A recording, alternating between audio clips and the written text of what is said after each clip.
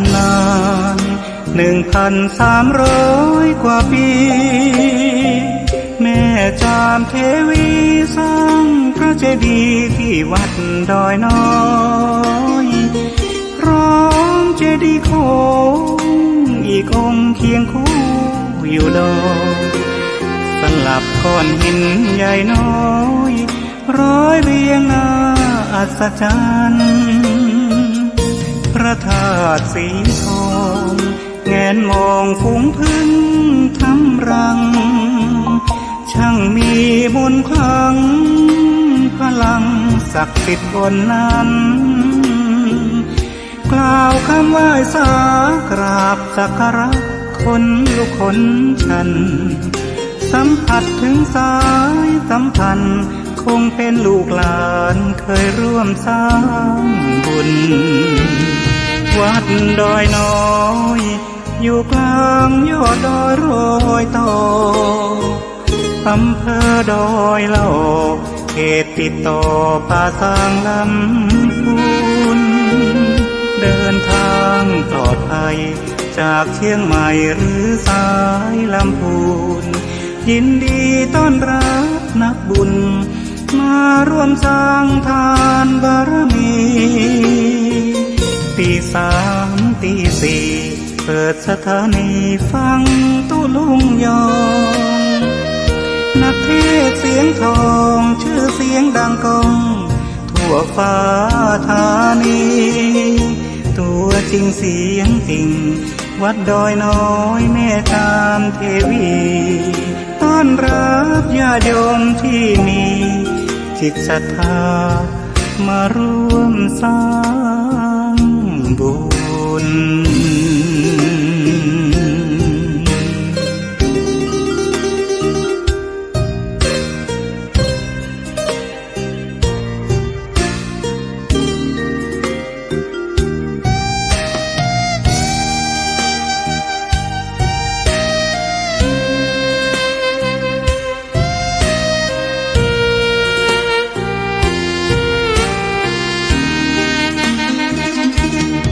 วัดดอยน้อยอยู่กลางยอดดอยโรยต่ออำเภอดอยละออเขตติดต่อป่าสางลำพูนเดินทางปลอดภัยจากเชียงใหม่หรือสายลำพูนยินดีต้อนรับนักบุญมาร่วมสร้างทานบารมีตี3 ตี 4เปิดสถานีฟังตุลุงยองนักเทศเสียงทองชื่อเสียงดังก้องทั่วฟ้าธานีตัวจริงเสียงจริงวัดดอยน้อยแม่ตามเทวีต้อนรับญาติโยมที่มีจิตศรัทธา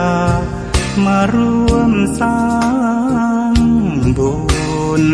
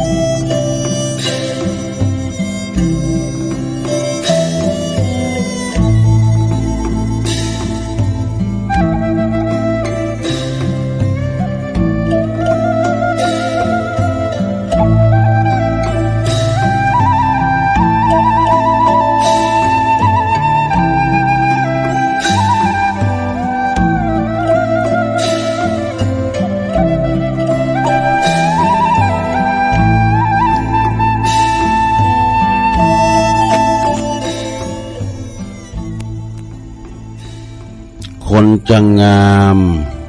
น้ำใจใช่ใบหน้าคนจะสวยจัญญาใช่ตาหวานคนจะแก่ความรู้ใช่อยู่นาน คนจะรวยศีลทานใช่บ้านโต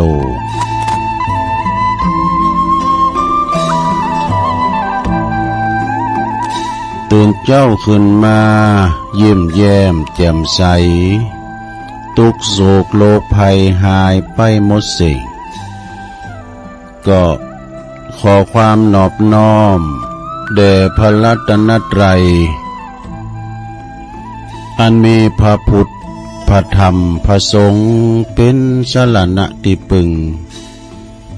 ขอกราบแนบไต่ไหวสาถวายความเคารพมายังครูบาอาจารย์พระมหาเถรานุเถระท่านเจ้าคณะพระสังฆาธิการพระภิกษุสามเณรเจ้าจุโตนจุองค์กูวัดวาอารามพร้อมตึงสำนักติภักสงฆ์โตยเนอะเจริญปอนมายังศรัทธาปอออกไม่ออกตั้งหลายปอหลงแม่หลงปอลุงแม่ป่าปีป่าหน้าเอาเนาะศรัทธาตีนจองห้องวัดเท่าแก่หนุ่มกำใจยิงต่างหลายตื่นจืนขึ้นมาก็หมุนคืนเปิ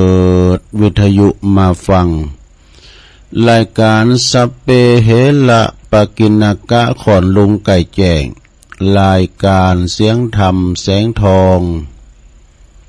ซึ่งก็บริหารเวลาดำเนินรายการ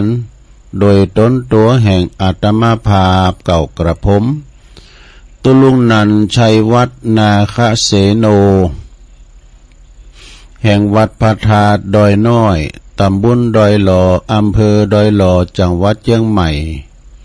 มาปบมาปะกันในยามค่ำคืนดึกดื่นในขณะที่ว่าเปิ้นรับเปิ้นนอนอยู่ในห้วงแห่งความนิทราปินอาหารตายาหมออีนี่รับโมนนี่เนาะศรัทธาญาติโยมทั้งหลายก็มาปบมาปะกันในรายการตุลุงนี่ก็จะมีอยู่3 วันพัดศุกร์เสาร์เนอะน้อมนำเอาสาระเล็กๆน้อยๆนำเสนอเราสู่จู้กันฟังศรัทธาญาติโยมทั้งหลายบางทีก็เอาธรรมมรดกธรรมพื้นเมืองมาเตดพอง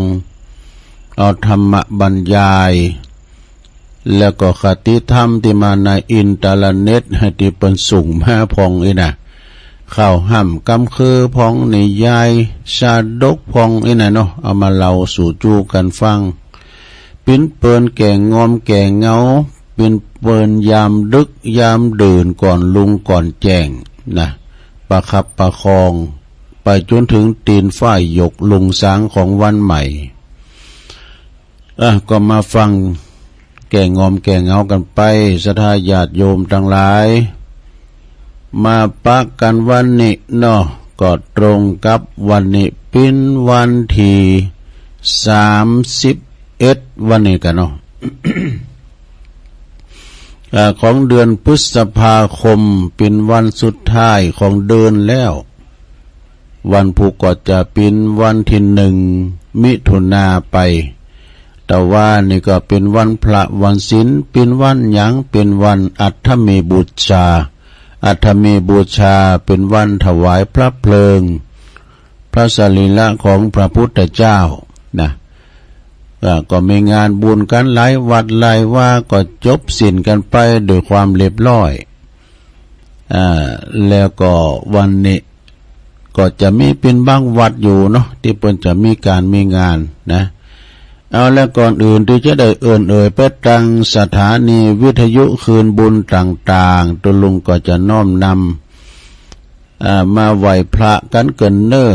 เพื่อความเป็นสิริเป็นมังกรเป็นมงคลกับตนกับตัวครอบครัวลูกหลานตันเต่าได้อยู่ดีมีสุขเน้อมีความสุขกันแล้วก็ขจัดปัดเป่าโพยภัยตั้งเสนียจังไล่ตั้งลายออกจากคุ้มโหหอเฮือนเห่าไก่แสนโยดแสนว่านำปาสิ่งที่เป็นมังกรเป็นมงคล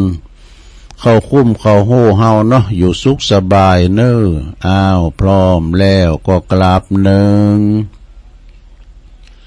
กราบสองกราบสามอิมินาสกาเลนะพุทธังอภิปูชยามะอิมินาสกาเลนะธัมมังอภิปูชยามะอิมินาสกาเลนะสังฆังอภิปูชยามะอะระหังสัมมาสัมพุทโธภควาพุทธังภควันตังอภิวาเทมิสวากขาโตภควตาธัมโมธัมมังนัมมัสสามิสุปฏิปันโนภควโตสาวกสังโฆสังฆังนะมามินะโมตัสสะภะคะวะโตอะระหะโตสัมมาสัมพุทธัสสะนะโมตัสสะภะคะวะโตอะระหะโตสัมมาสัมพุทธัสสะนะโมตัสสะภะคะวะโตอะระหะโตสัมมาสัมพุทธัสสะอิติปิโสภะคะวะอะระหังสัมมาสัมพุทโธวิจาจารณะสัมปันโนสุขโตโลกวิโตอนุตตโลปุริสตัมมาสาลาทิสัทธาเทวมนุสสานังพุทโธภควติสวากขาโตภควตาธัมโมสันติติโกอากาลิโกเอหิปัสสิโกโอปันนะยิโกปัจจตังเวทิตาโปวินโยเหติสุปฏิปันโนภะคะวะโตสาวกสังโฆอุจจุปฏิปันโนภะคะวะโตสาวกสังโฆญายะปฏิปันโนภะคะวะโตสาวกสังโฆสามิจิปฏิปันโนภะคะวะโตสาวกสังโฆญาติตังจัตตาลิปุริสายุคเนอัฏฐปุริสาปุคลาเอสะภะคะวะโตสาวกสังโฆอาหุนายโยปะหุนายโยตักขินายโยอัญจลิกาลนิโยอนุตตลังปุญญาเขตังโลกัสสติจะยันโตโพธิยามุเลสักยานังนันทิวัฒโนเอวังตวังวิจัยโยโหหิจัยยสุจัยยมังคะเลอปัลลาจิตตปันลังเกสีเสปัทวิปุคะเล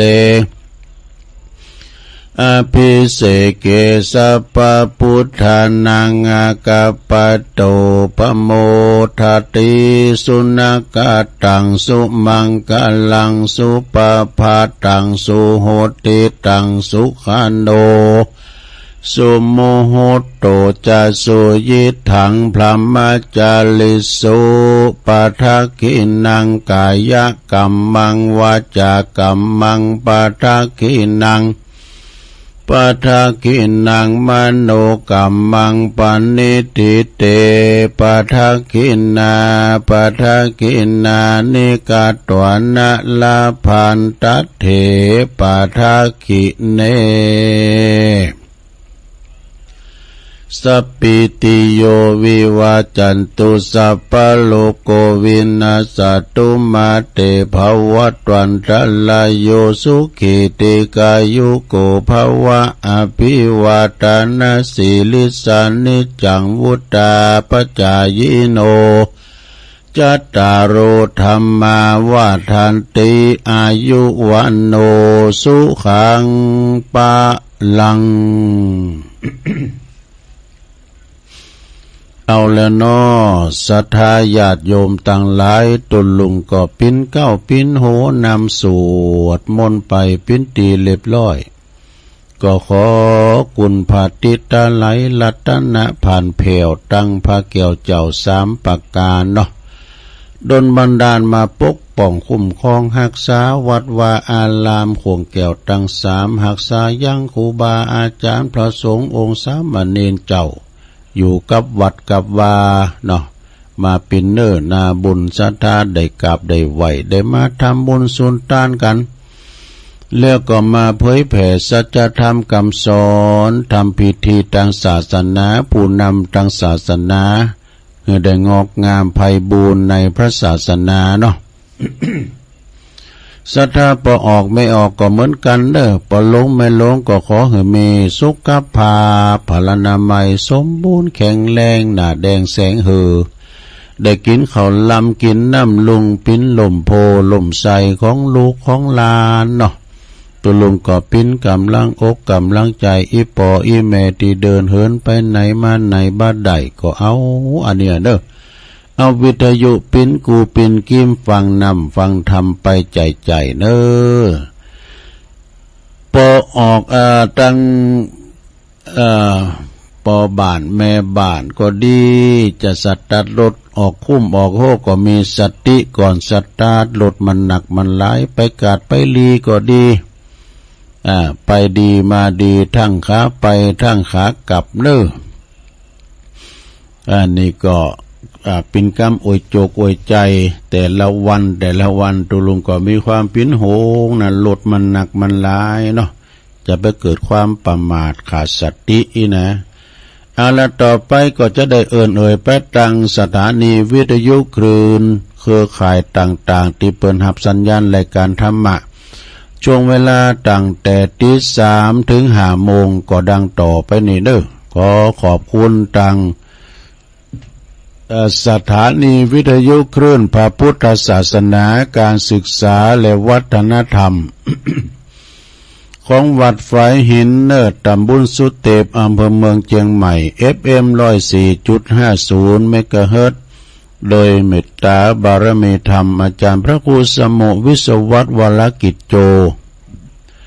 อันนี้ก็องค์ขลงในเมืองก็ฟังกันแต่ตุลุงทองมาแล้วกันเนาะตุลุงทองจบก็เพลงตุลุงสดเข้าพอดีแล้วก็ขอขอบคุณสถานีวิทยุคณะสงฆ์เนอำเภอฝางตั้งอยู่ที่วัดพระพุทธบาทอุดมน้ำบ่อสาวา สำนักวิปัสสนาเนอ FM 100.25 เมกะเฮิรตซ์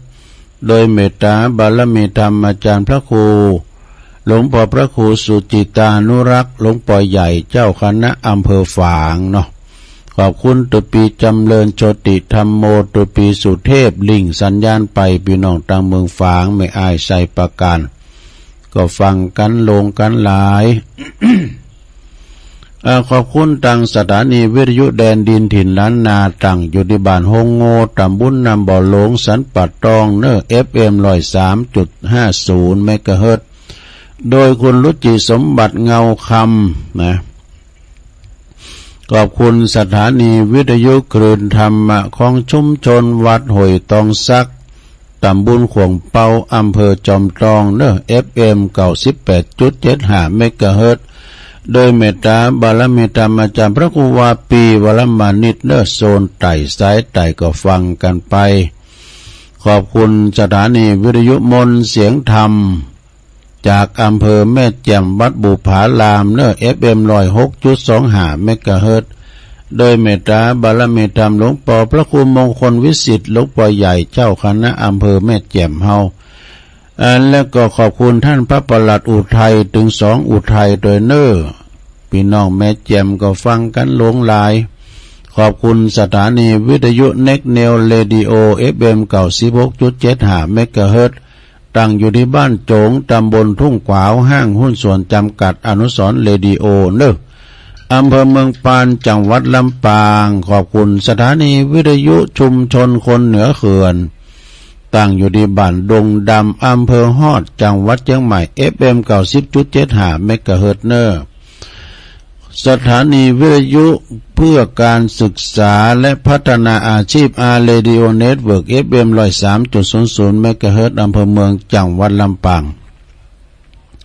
สถานีวิทยุอาร์เรดิโอเน็ตเวิร์ก FM 99.50 เมกะเฮิรตซ์ณวิทยาลัยเทคโนโลยีเพื่อการจัดการกฟผ.แม่เมาะลำปางและขอบคุณสถานีวิทยุวิทยาลัยสงฆ์นครลำปางวัดบุญญาวาสวิหาร FM 106.50 เมกะเฮิรตซ์โดยท่านดร.จิรศักดิ์ปันลำและก็อาจารย์แอมลิงสัญญาณไปพี่น้องตั้งลำปางเขลางนครก็ฟังกันลงกันหลายเนาะสีคำเรดิโออยู่ที่บ้านนาเลิงนอกปุนเนอร์อำเภอเวียงสาจังหวัดน่าน FM 92.50 เมกะเฮิรตซ์เนออันนี้เป็นรายนามของคืนบุญต่างๆเนอวิทยุที่เป็นลิงสัญญาณนำเอารายการนี้ไปนะเป็นผู้ที่เป็นเจ้าของสถานีใจดีใจงามนำเอาการออกอากาศของครูบาอาจารย์ประสงค์องค์สังฆเจ้าไปออกสถานีวิทยุของท่านก็ขอให้การกรุงลุงเริงเนออย่าเจ็บอย่าจนมีคุณนิยมสมสอบฟังกันลงกันหลายนะเนาะต้องขอขอบคุณจังเจ้าหน้าที่สถานีแล้วก็เจ้าของคืนแต่ละคืนทุกคนทุกท่านที่เป็นได้ลิงสัญญาณนำรายการอันนี้ไปสู่ตันผู้ฟังต่างหลายเปิ้นมีบุญต่อหมู่เฮาเจ้าขาดต่างหลายนะลงเด้อถ้ามีเปิ้นลิงสัญญาณไปตัวลุงก็ดีไผก็ดีครูบาอาจารย์จะอู่ดีปานใดก็ตามก็ตึงพดผิวเด้อ ตึกห้องสี่เหลี่ยมเนี่ยเด้อแล้วตัวลุงก็ชมสัญญาณปฏิวัดปากทางเจริญอันนั้นเป็นโหจ่ายไปตามสถานีคืนบุญต่างๆที่ลุงเอ่ยไปแต่เจ้านะเปิ้นก็จะได้เสริมสัญญาณไปออกแต่ละตีแต่ละแห่งก็ฟังกันไปรายการตัวลุงนี่เป็นรายการที่ว่าอนุรักษ์วรรณกรรมภาษานะเป็นภาษายองจากป่าสร้างหลับปูนเป็นการอนุรักษ์รักษาภาษาเฮานะภาษาเดิมเฮาเป็นว่าภาษาดอกไม้ยองภาษายองถ้ายองบะอู่แล้วไผจะมาอู่นี่อีดู ฉะนั้นบางท่านบางคนก็ฟังบ่เข้าใจตุเจ้านี่มันอู้อย่างใดบอกให้เข้าใจเลยนะ อันนี้เป็นฟังใหม่เนาะวันนี้ก็มาปบมาปักกันก็ตรงกับวันศุกร์แล้วเนอะสดาศุกร์เอาเหล่าเสาร์เอาหน่อย วันนี้วันศุกร์แต่ว่านี่ตัวลุงได้ลารายการติดศาสนกิจบ่ได้มาเข้ารายการสุมาเนอะสดาญาติโยมอดถาดาฟังวันนี้ก็มาแล้วเนาะเมื่อมาแล้วบ่ให้การแก้วเสียเวลาตัวลุงก็น้อมนำเอาพระธรรมเทศนาเป็นธรรมบรรยายเนอะแล้วก็ตอนชั่วโมงที่2จะเป็นมรดกธรรมตุลุงก็น้อมนำเอามานี่ทั้งผูกหนึ่งเป็นธรรมเตสาธโวอานิสงส์ของการโบสถ์เป็นสาธุเจ้าเป็นสัมมเนรเนอะสถาเปิ้นมีอานิสงส์ได้ขีดกับขีดกันคุณโบสถ์ได้ขีดกับขีดกันแล้วก็เจ้าภาพของก้าพ่อแม่ของก้าก็มีอานิสงส์เหมือนกันหมดนะก็เดียวก็ตอน2นั้นชั่วโมงที่2ก็อดถาดาฟังกันตอนนี้ก็จะว่าธรรมะบรรยายไปก่อนเน้อศรัทธาญาติโยมทั้งหลาย ตั้งนะโมให้กันเนอะนะโมตัสสะภะคะวะโตอะระหะโตสัมมาสัมพุทธัสสะนะโมตัสสะภะคะวะโตอะระหะโตสัมมาสัมพุทธัสสะนะโมตัสสะภะคะวะโตอะระหะโตสัมมาสัมพุทธัสสะจัตตาลิมานิขะทะปาติสุขานิอาทิขะมียานิคทินาอคิทินาอคิหินากามะโภคินากาเลนะกาลังสมะเยนะสมะยังอุปาทายะกัตตมานิจัตตาลิอัตถิสุขังโภคะสุขังอันนะสุขังอันนะวัชชะสุขันติอันนี้เป็นคาถาเปิ่นเนอสถาก่อนณโอกาสบัดนี้ตนตัวแห่งตัวลุงก็จักได้น้อมนำเอาพระธรรมเทศนาพรรณนาสัตุธรรมคำสอนขององค์สมเด็จพระชินวรสัมมาสัมพุทธเจ้าเนอเปิดปิ่นเคืองปราดับสติปัญญาส่งเสริมเพิ่มพูนกุศลบุญญาราศีแก่บรรดาท่านสาธุชนนักศีลนักบุญทั้งหลายเนาะผู้ขวนขวายใฝ่ใจในการกระทำกุศลความดีนะอันเป็นการสร้างพื้นฐานทางคุณธรรมและก็จริยธรรมสัมมาปฏิบัติตามสมควรแก่กาลเวลาเนอท่านสาธุชนท่านทั้งหลายการที่เฮาได้เกิดมานั้นยังเป็นปุถุชนต้องพยายามเสาะแสวงหาสิ่งที่ดีที่สุดแก่ตนเองมงผลก็คือความสุขตามโลกิยวิสัยโดยต้องยัง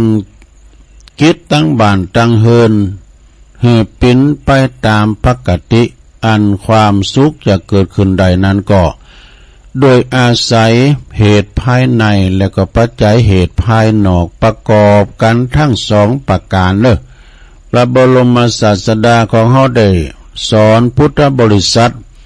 โดยสมควรแก่ภาวะแห่งบุคคลนั้นๆเนอะ บุคคลนั้นๆในสถานในที่สถานตีในเตียนได้ทรงแสดงเนาะทรงแสดง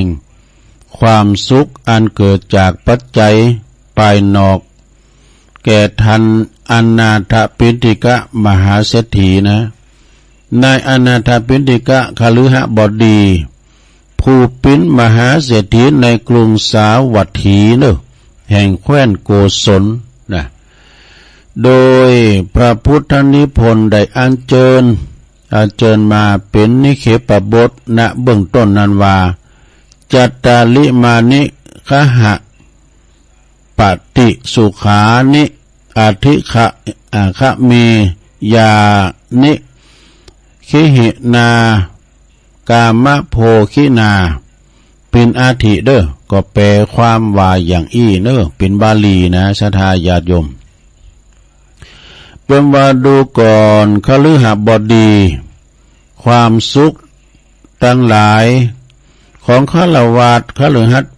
ชนนั้นก็ต้องพูดต้องกินนะพูดต้องกินต้องใจสิ่งที่ต้องจิตเจริญใจจะพึงประสบนะต้องใจสิ่งที่ต้องจิตเจริญใจที่จะพึงประสบเนอะโดยกำหนดตลอดกาลตลอดสมัยเป็นว่ามีอยู่สี่ประการดังต่อไปนี้เนอะก็คืออย่างหนึ่งอัตถิสุขังสองโภคสุขัง 3. อนานะสุขังนี่มี3อย่าง4อย่าง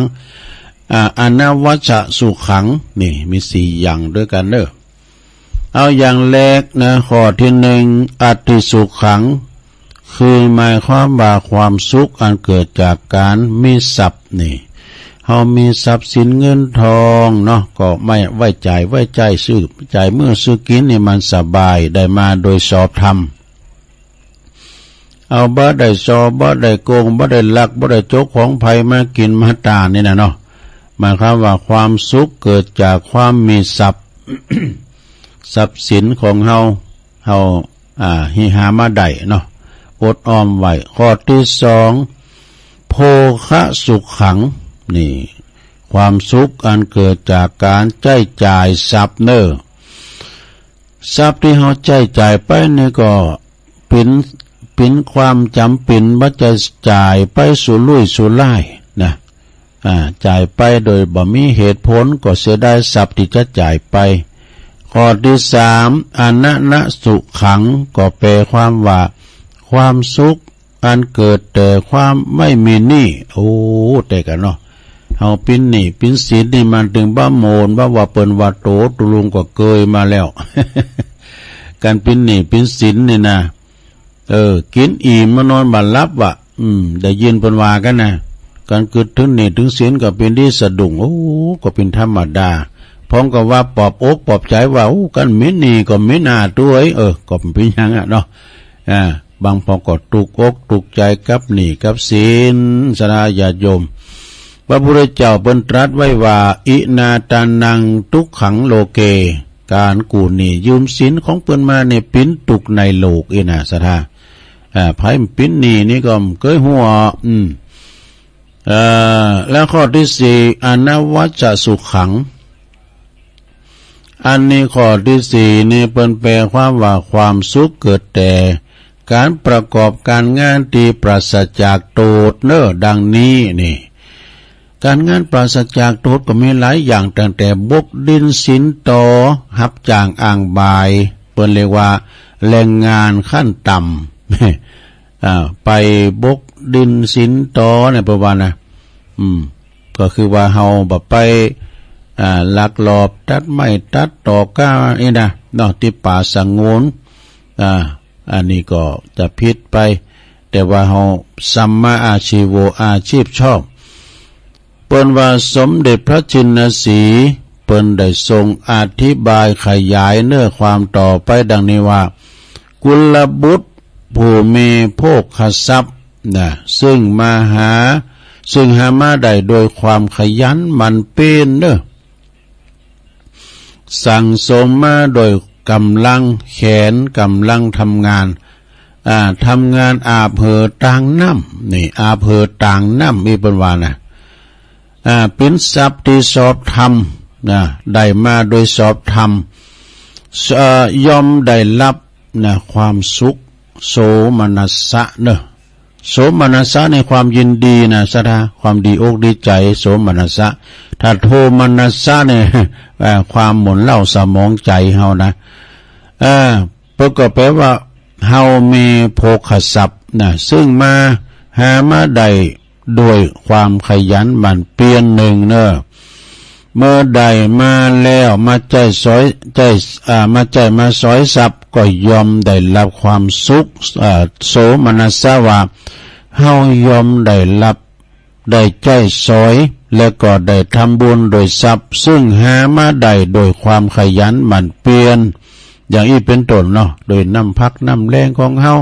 อาบเหงื่อเผื่อแรงงานได้เงินได้ทองมาเงินคำแก้วในโลง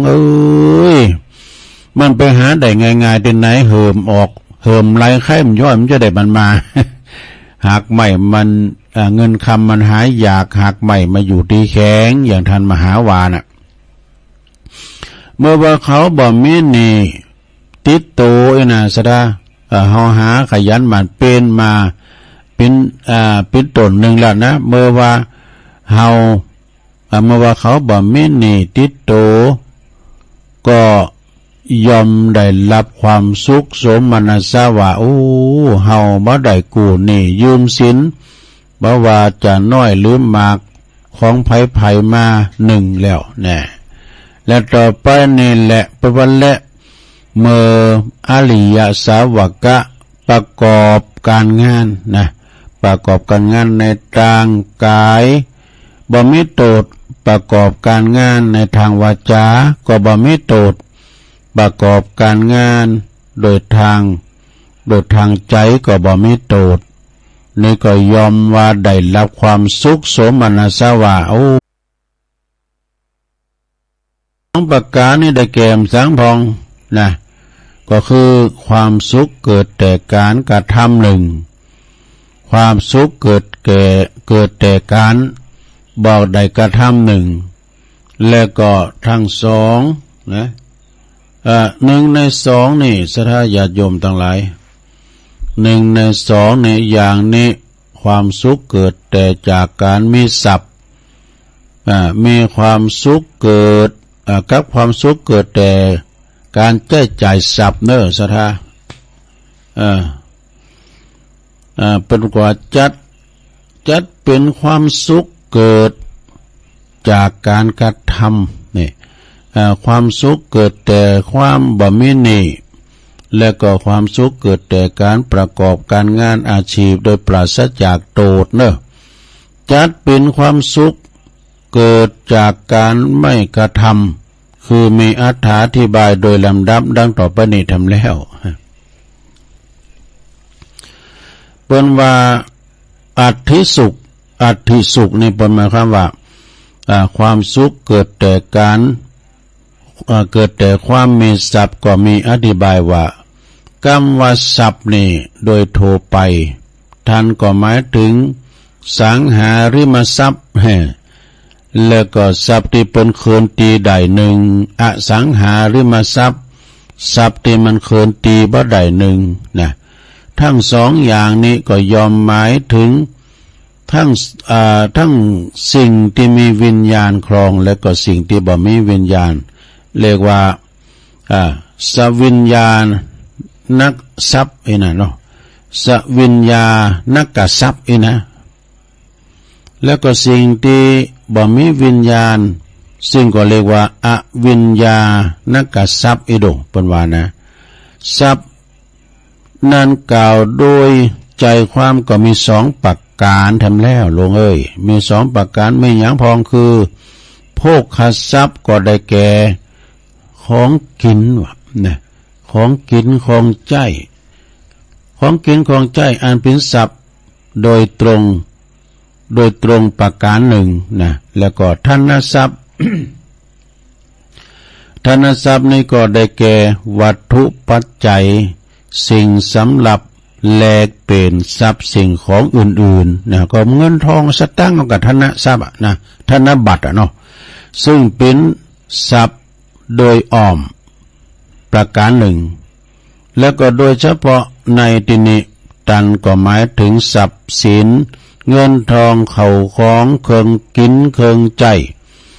ซึ่งก็เป็นปัจจัยแห่งการดำรงชีวิตและก็เป็นปัจจัยสำหรับแลกเปลี่ยนทรัพย์สินอย่างอื่นดังใดแสดงมาเด้อเมื่อว่าผู้เฮาทั้งหลายเมื่อผู้ใดมีทรัพย์สินดังกล่าวแล้วแม้นว่ายังบ่ได้นำออกมาจับจ่ายใจสอยนะยอมได้รับความอบอุ่นใจว่าทรัพย์ของเฮามีอยู่เฮาย้ำได้ใจได้สอยโดยอยู่ธนาคารบุญนี่นะ เงินอยู่ในธนาคารบุญ8,000ก็นี่นะเนาะ เจ้าว่านะเพราะว่าทรัพย์นะยอมปิ้นเคิงปลื้มใจโอ้บัดเดี๋ยวนี้เฮามีสตังค์อยู่ธนาคาร8,000เฮาปลื้มอกปลื้มใจดีใจแล้วนะก็ให้เกิดความสุขโสมนัสสะเน้อเป็นว่าเชิดชูฐานะของบุคคลให้สูงขึ้นกว่าเดิมนะทำให้เป็นที่นิยมชมชอบของคุณต่างหลายโอ้ผู้มีทรัพย์ก็ได้ชื่อว่าเป็นคุณบ่ไล่ญาติขาดมิตรเตกันเนาะการคุณมีทรัพย์สินเงินทองคุณมีเงินนี่นะไม่ไร้ญาติขาดมิตรดังภาษิตกำพังเพยของไทยเป็นว่า มีเงินเปิ้นก่อนนับว่าเป็นน้องมีทองเปิ้นก่อนนับว่าเป็นปีนี่คนอยากจนเงินทองปีน้องก็บ่มีเนี่ยคนอยากจนเงินทองปีน้องก็บ่มีดังนี้นะแต่กันเนาะยอมหมายถึงความว่าเมื่อเฮามีเงินมีทองแล้วยอมมีคุณมานับหน้าถือตาปิ้นญาติปิ้นมิตรเฮานะเปิ้นห้องเฮาปิ้นปอเล่งอาเซียเจ็ดเหือพร้อมแต้นอาเซียปอเล่งนี่มาใครกินเมงกับเฮาเอาเตอก็ห้องป๋าไอ้น่ะเนาะก็ถ้าบ่มีเงินบ่มีทองแล้วแม้แต่ญาติพี่น้องของตนก็อาจเหินห่างแต่กันเนาะแม้แต่ญาติของตนแต่ก็ยังเหินห่างบ่มาพอมาอยู่มาใจถึงจะอูบจากเป็นว่าถึงจะอูจาประใสกับไผก็ไล่ผลเนอะพูดไปก็ไหลบ่อยนั่นแหละ ก็บ่ได้รับความยกย่องยินดีเลยนะสมดังกำพังเพยของไทยวาทบทหนึ่งว่ามีเงินมีทองพูดจาได้เนี่ยแปลว่ามีเงินมีทองพูดจาได้ถ้าบ่มีแปลว่ามีไม้ไหลปลูกเลื่อนงามมีไม้เฮาปลูกเฮือนงามได้ดูไม่ซักก้ายนะดังนี้เพราะฉะนั้นถ้าเฮามีทรัพย์ก็เท่ากับว่าเฮามีแก้วสารพัดนึกนะโยมเด้อแก้วสารพัดนึกนี่คือหยังก็วัตถุสิ่งของเงินทองเฮามีกูอย่างนะปัจจัยมันเนรมิตหรือว่ามันเนรมิตได้กูอย่างนี้เด้อเนาะมีเขาของเงินทองส่วนผลอันพึงพอใจอย่างอื่นเช่นลาภยศสรรเสริญสุขสมบัติบริวารมันก็จะหลั่งไหลเข้ามาหานะการเฮามีทรัพย์สินเงินทองนะเกี่ยวสารพัดนึงเลยนะแม่แต่บุคคลที่เคยเป็นผู้มีอำนาจเนาะแม่ว่าบุคคลผู้มีอำนาจวาสนาถ้ามีเป็นมิตรหรือว่าเป็นบริวารทรัพย์จึงจือว่าเป็นเครื่องบันดาลให้บุคคลเป็นไปได้ต่างๆโดยประการชนิดแลนี่แล้วก็ทำอย่างหนึ่งปนก็บอกว่าโภคสุขนี่ก็คือความสุขอันเกิดแต่การจ่ายทรัพย์นั้นมีอธิบายว่าเมื่อว่าเฮาบุคคลแสวงหาทรัพย์ได้แล้วเนาะก็ต้องรู้จักเก็บรักษาแล้วก็จ่ายในทางที่ถูกที่ควรมิฉะนั้นทรัพย์ที่มีอยู่ก็จะพลันเสื่อมสูญไปบ่อย่างยืนนานเด้อพระบรมศาสดาจารย์เพิ่นทรงแสดงวิธีการจ่ายทรัพย์ให้เกิดสุขไว้เป็นปัจจัยเพราะว่าเป็นปัจจาการนิบาตนะเป็นปัญจการนิบาตอังคุตกะนิกายว่าเมื่อแสวงหาทรัพย์ได้โดยชอบแล้วพึงเล่งตนเองและก็บิดามารดาคือพ่อแม่ภรรยาบ่าวไพร่เหือเป็นสุขเด้อนะเล่งเปินฝูงเหือเป็นสุขบำบัดเพิ่นว่าบำบัดอันตรายซึ่งเกิดแต่เหตุต่างๆเนาะทำญาติพลีนี่ก็คือสงเคราะห์ญาติแล้วก็ทำอิทธิแปลว่าอติทิพลีคือตอนรับแขกนี่ตอนรับแขกเนอะแขกแก้วมาเยินก้านี่พี่น้องต่างตีต่างแห่งเปิ้นลูกไก่แม่เนี่ยพี่น้องบ้านไก่มาแอวเขาก็ตอนรับเปิ้นเรียกว่าตอนรับแขกทำเปตพลีนี่เหรอทำเหือแปลว่าคือทำบุญอุทิศให้แก่ผู้ที่วายชนคือผู้ที่ตายไปแล้วนะ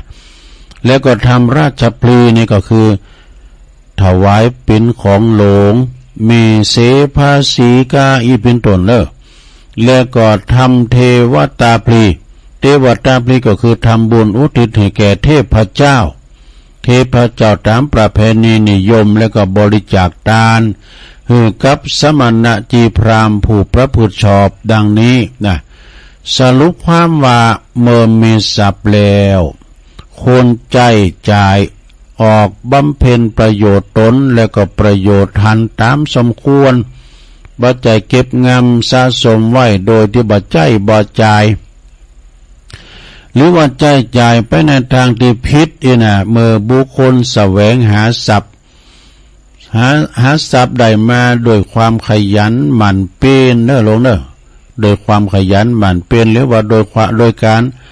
ประการซึ่งนับว่าถูกต้องตามทำนองครองธรรมโดยที่ว่าเฮาหามาได้โดยบาปผิดศีลบาปผิดธรรมบ่ได้ลักบ่ได้ฉอบ่ได้โกงของไผมานะแล้วก็เฮาจะจ่ายในทางที่ถูกดังกล่าวแล้วย่อมมีความสุขโสมนัสว่าเฮาได้จ่ายทรัพย์ไปในทางที่ดีแล้วนะ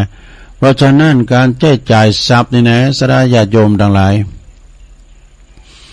เปิ้นก็จึงจัดว่าเป็นเหตุแห่งความสุขของคฤหัสถ์ประการหนึ่งนะต่อไปบาลีเต็มขอบอกว่า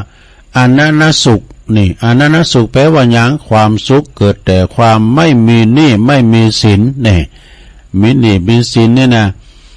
ก็มีอธิบายว่าตามปกติคนเฮาเนี่ยเมื่อเกิดมาแล้วก็มาแต่โตเป่าๆนะลงเด้อบ่มีทรัพย์สินบ่มีสมบัติหยังติดตัวมาเลยแล้วก็บ่มีหนี้บ่มีสินติดตัวเฮามาเช่นเดียวกันต่อเมื่อว่าใหญ่โตภายหลังนี่นะบ่ว่าเมื่อเฮาใหญ่โตขึ้นมาภายหลังถ้าเฮาบ่มีความอุตสาหะบากบั่นทำการทำงานแม้ว่าได้รับความยากจนก็นับว่าพอเสมอตัวนี่แต่ถ้าหากว่าเฮาจนแล้วก็ยังบ่เจียมตัวครับกู้หนี้ยืมสินเพิ่นมาจ่ายนะก็นับว่าขาดทุนศรัทธาจะขาดทุนขาดห่อหนอเป็นการเพิ่มพูนตุกขึ้นอีกต่างหาก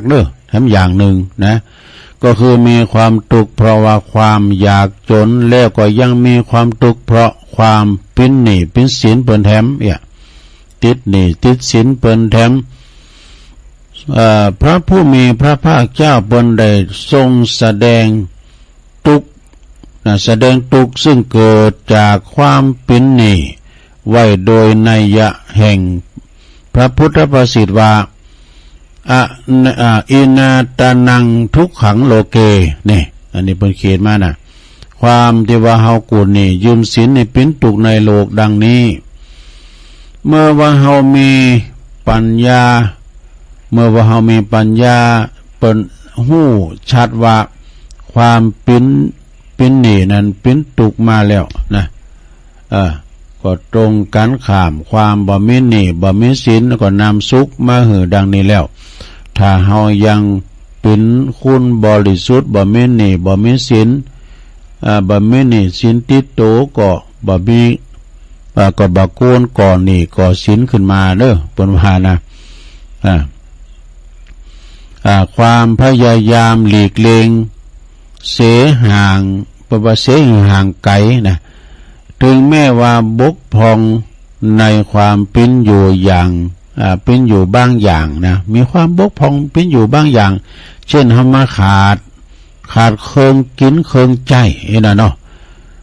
ก็ควรขวายขยันหมั่นเพียรกะแสวงหาทรัพย์มาจับจ่ายตามสมควรแก่ความสามารถแต่ถ้าหากว่าเฮามีหนี้มีสินแล้วก็ยังก็ควรที่ว่าจะจัดการชำระหนี้สินนั้นให้หมดสิ้นไปนะเมื่อบุคคลกระทำดังได้แสดงมานี่ก็จักได้มีความสุขโสมนัสว่าแม้ว่าเฮาจะมีสมบัติทรัพย์สินเงินทองมากน้อยเท่าใดก็ตามแต่ว่าเฮาก็บ่ได้เป็นหนี้เป็นสินไผ ผู้ใดดังนี้เพราะฉะนั้นความดีบ่มีหนี้บ่มีศีลจึงจัดว่าเป็นเหตุแห่งความสุขของคฤหัสถ์ประการหนึ่งเด้อแล้วเปิ้นก็มีบาลีทำคำว่าอนวัชสุขนี่อนวัชสุขนี่แปลว่าหยังความสุขเกิดแต่การประกอบการงานที่ปราศจากโทษนั่นเด้อก็มีอธิบายว่าการงาน การงานนั้นก็ท่านแบ่งเป็น3อย่าง3ประการ เป็น3อย่าง3ประการก็คืองานที่จะต้องทำโดยกายเรียกว่ากายกรรมหนึ่งเนอะการงานที่จะต้องทำโดยวาจาก็เรียกว่าวจีกรรมหนึ่งเนอะการงานที่จะต้องทำโดยใจก็เรียกว่ามโนกรรมหนึ่งนะความสุขจะเกิดขึ้นก็โดยการประกอบการงานต่างกายต่างวาจาและก็ต่างใจอันปราศจากโทษโดยประการทั้งปวงนี่บ่ได้มีโทษสังนะในการที่นี้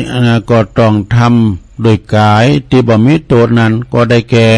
ธุรกิจที่มีกสิกรรมนี่กสิกรรมนี่เป็นหยังก็คือการทำไห่ไถนาทำโสนโคลักกรรมก็คือการรับจ้างเลี้ยงโคเลี้ยงวัวเลี้ยงควายนะเลี้ยงกระบืออุตสาหกรรมนี่ก็คือการประกอบการทำงานกับเมืองแลก็นะทำเมืองแลก็ต่างโรงงานประกอบการทอผ้าก้าเนี่ยอันนี้เป็นอุตสาหกรรมตลอดถึงจนเสริมสร้างผลิตภัณฑ์นะเสริมสร้างผลิตภัณฑ์อันจะพึงได้จากทรัพยากรนะยาวอยู่นะโลกเนอะคอยว่าไปเวลาลงไปแล้ว ทรัพยากรธรรมชาติแล้วก็พาณิชยกรรมนี่หรอก็คือการค้าขายเป็นต้นเด้อแล้วก็พึงระวังอย่าเบียดเบียนตนเองและผู้อื่นให้เดือดร้อนแม้การงานใดๆก็ควรทำโดยนึกถึงโทษที่จะพึงเกิดขึ้นโดยตรงและก็โดยอ้อมตัวนะการกระทำบางอย่างก็บ่มีโทษทันทีแต่อาจจะมีโทษในโอกาสข้างหน้าเด้อ หรือว่าบ่มีโทษแก่ตนก็อาจจะมีโทษแก่ผู้อื่นคนอื่นหรือมีโทษแก่บ้านแก่เมืองเนาะการงานเช่นนี้ก็บ่ควรที่ประกอบเช่นการหากินโดยการปินในหน้าซื้อขายติดดินว่าแก่คนต่างดาวต่างชาติต่างแดนเป็นต้นแน่ถึงแม้จะได้ผลกรรมให้อย่างงามก็บ่ควรประกอบดังนี้เป็นต้นเป็นตัวอย่างนะแล้วก็การงานที่จะต้องทำโดยวาจานี่ที่บ่มีโทษนั้นก็คือเช่นว่าการทำงานที่เกี่ยวด้วยการชี้แจง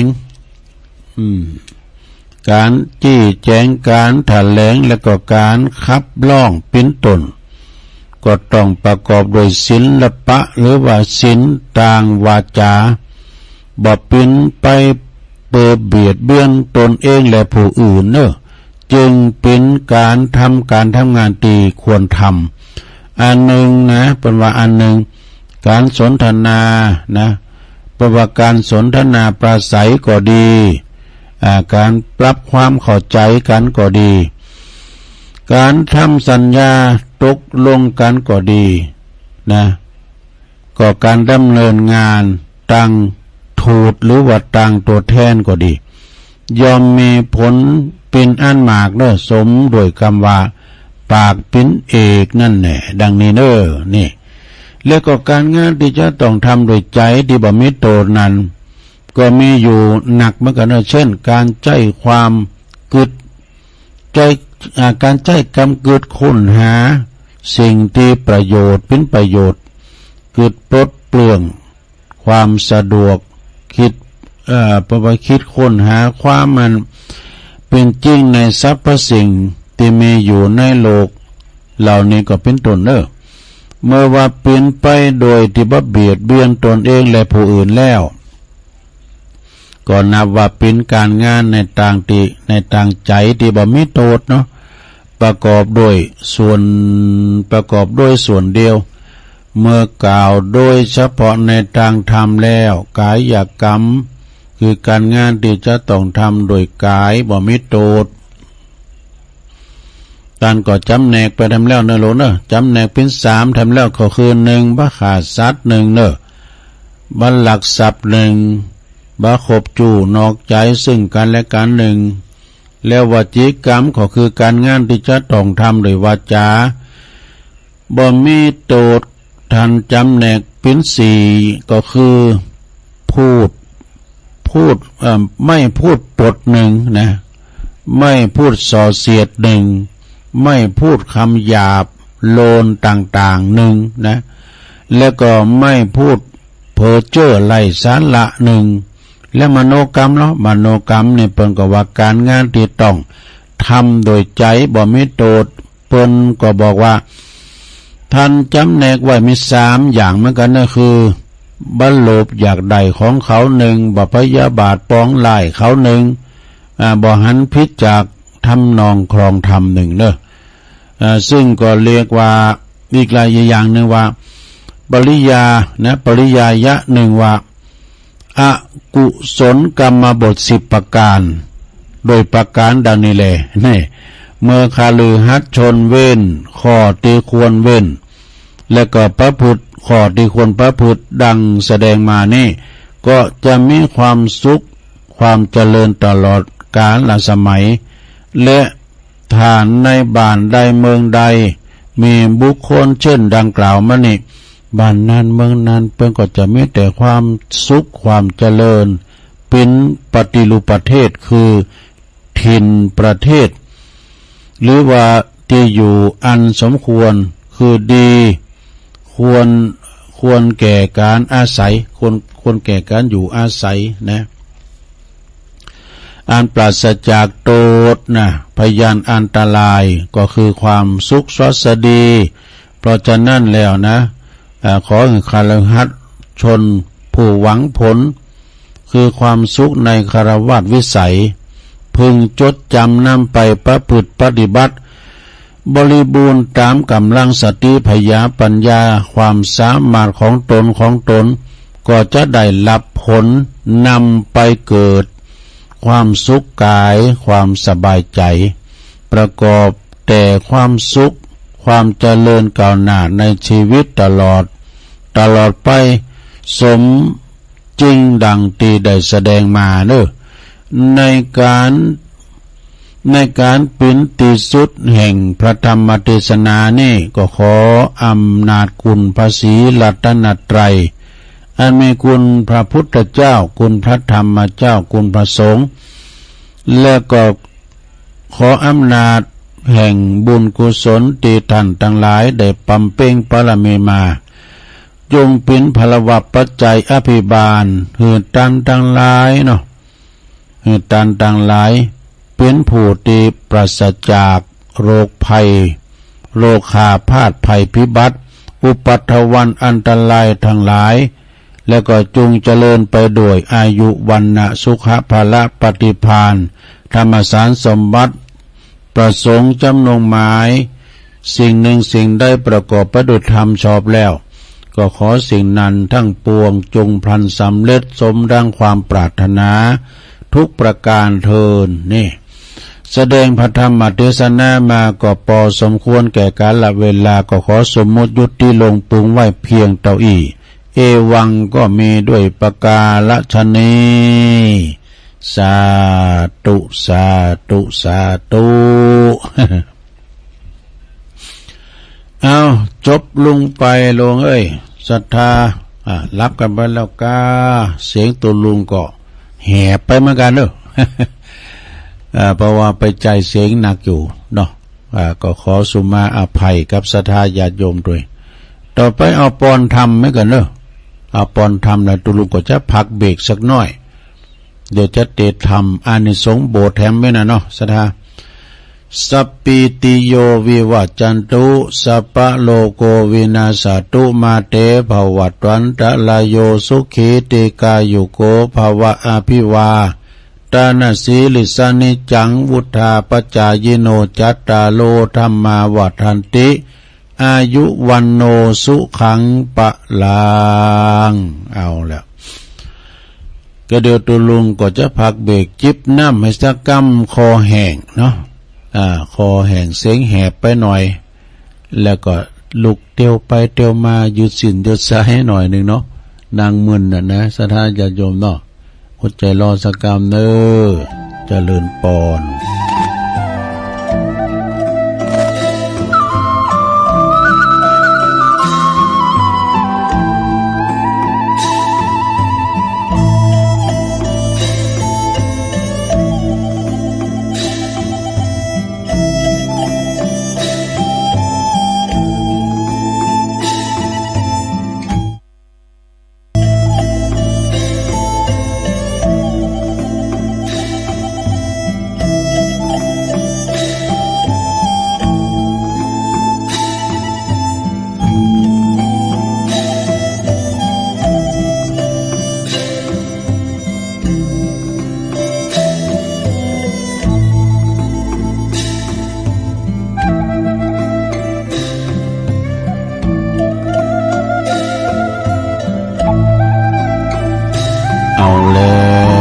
ศรัทธาญาติโยมทั้งหลายตุลุงก็ลุกเตียวไปเตียวมายืดสินยืดสายให้หน่อยเนาะ มันนางมึนแล้วก็เขาก็ได้เอาน้ำมาจุบคอมันจุมคอแล้วก็มาอู่กันต่อในชั่วโมงที่สองขณะนี้ท่านทั้งหลายก็กำลังฟังรายการสัพเพเหระเด้อปกิณกะขอดลุงไก่แจ้งดำเนินรายการโดยตุลุงยอง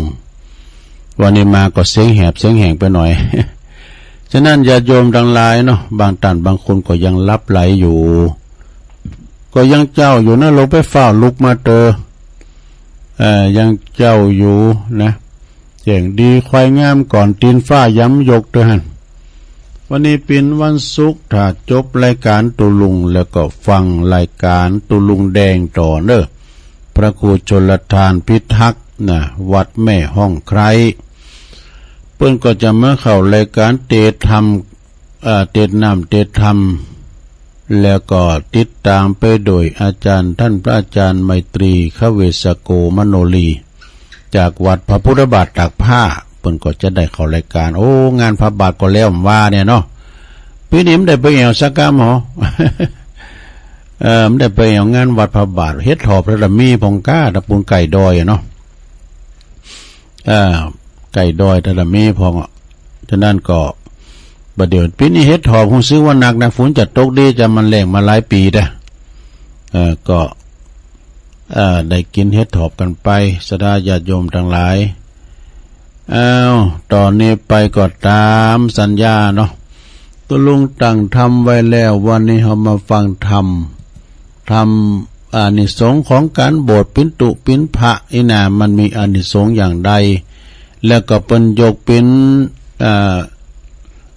ครอบครัวหนึ่งนะที่เปิ้นมี3ปอแม่ลูกปอเปิ้นก็เป็นพานเนอเป็นมิจฉาทิฏฐินะเปิ้นเคยไปวัดไปไหว้กะแม่เปิ้นก็เหมือนกันแม่เปิ้นก็ไปเสาะโลหาโลมานะมาขายกะลูกเปิ้นขึ้นฝ่ายในธรรมไข่ไปเป็นไข่โยม จะปิ้นจะใดลงลองฟังพอเด้ออานิสงส์ของการโบสถ์นะได้อานิสงส์เฮาปิ้นเจ้าพาโบสถ์ก็ได้อานิสงส์เป็นคับเป็นกันเด้อจะปิ้นจะได้ฟังเทศน์ฟังธรรมอานิสงส์โบสถ์เด้อ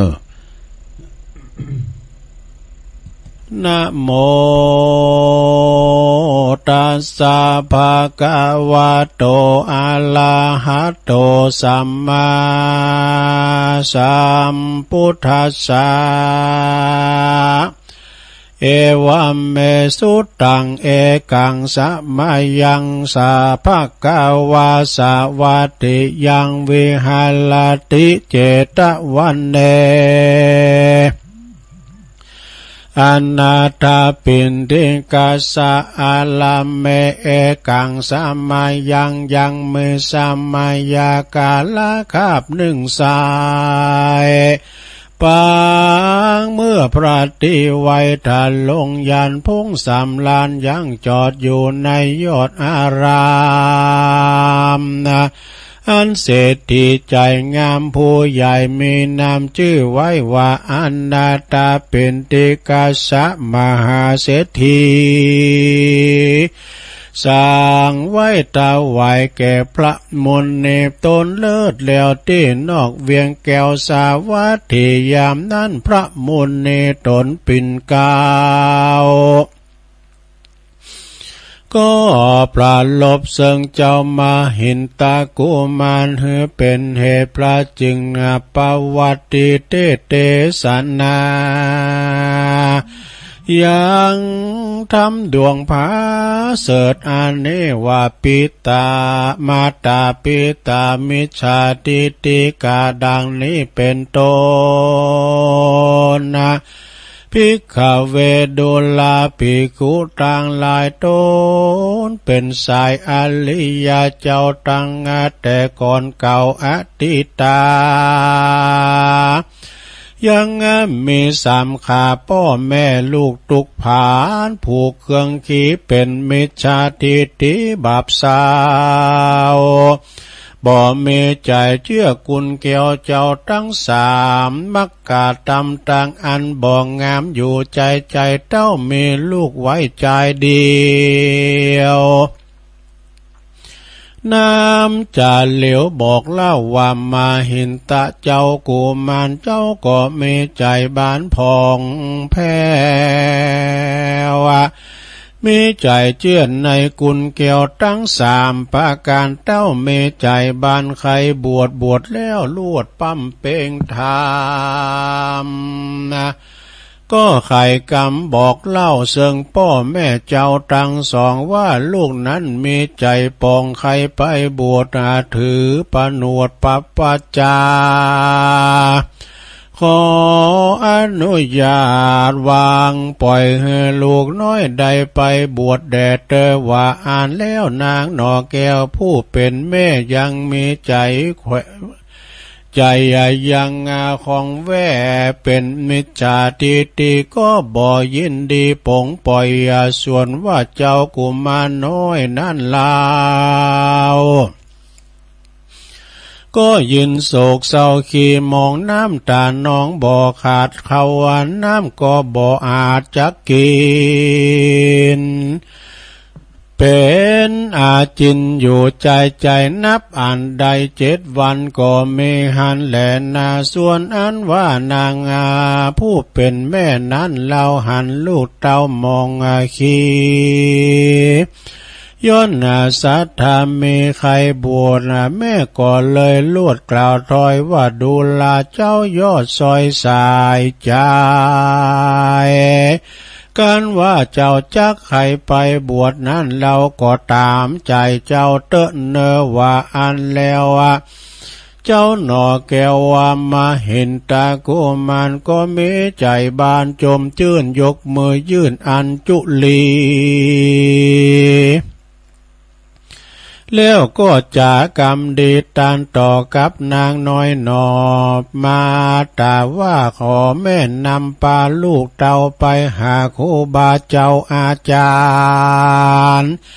ที่สถานอาวาสตามโอกาสอันมีแด่เธอเมื่อนั้นนางผู้เป็นแม่นั้นเราก็ปานอนเนากุมารไปอยู่กับครูบาอาจารย์ผู้ฉลาดลือเจ้าอาวาสตนสินใสท่าน